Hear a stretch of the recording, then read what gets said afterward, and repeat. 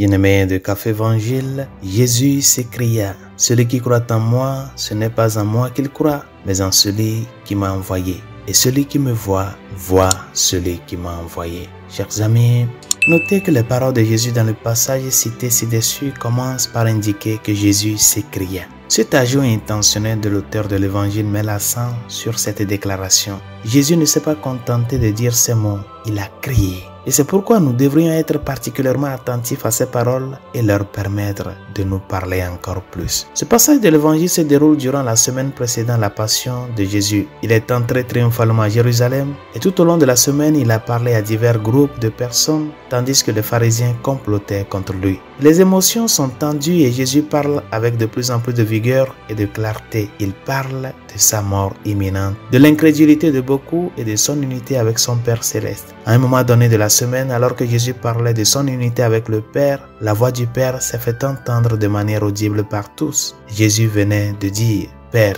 glorifie ton nom. » Et le Père a alors parlé en disant, « Je l'ai glorifié et je le glorifierai encore. » Certains pensaient que c'était le tonnerre, d'autres qu'il s'agissait d'un ange, et c'était le Père céleste. Chers amis, ce contexte est utile pour réfléchir à l'évangile d'aujourd'hui. Le Seigneur veut passionnément que nous sachions que si nous avons foi en lui, alors nous avons foi dans le Père, parce que le Père et lui sont un. Bien sûr, cet enseignement sur l'unicité de Dieu n'est pas nouveau pour nous aujourd'hui. Et nous devrions tous être très familiers avec l'enseignement sur la très sainte Trinité. Mais à bien des égards, cet enseignement sur l'unité du Père, du Fils et du Saint-Esprit doit être considéré comme nouveau et faire l'objet d'une réflexion renouvelée chaque jour. Imaginez que Jésus vous parle personnellement et avec beaucoup de vigueur de son unité avec le Père. Considérez attentivement à quel point il désire que vous compreniez ce divin mystère de leur unité et permettez-vous de sentir à quel point Jésus veut que vous compreniez qui il est par rapport à son Père.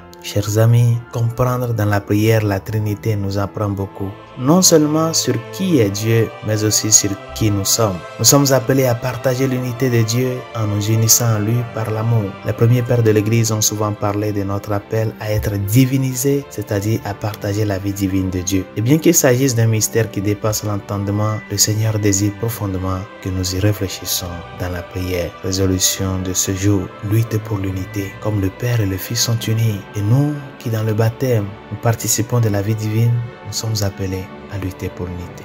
L'unité dans nos familles, l'unité dans nos cercles d'amis, l'unité sur nos lieux de travail, l'unité entre nous comme chrétiens, l'unité dans nos différents groupes et congrégations ecclésiales. Et cette unité ne signifie pas l'uniformité, mais plutôt apprendre à écouter l'autre, apprendre à reconnaître en l'autre cette semence de Dieu, apprendre à faire chemin avec les autres. Bonne journée, Dieu vous bénisse.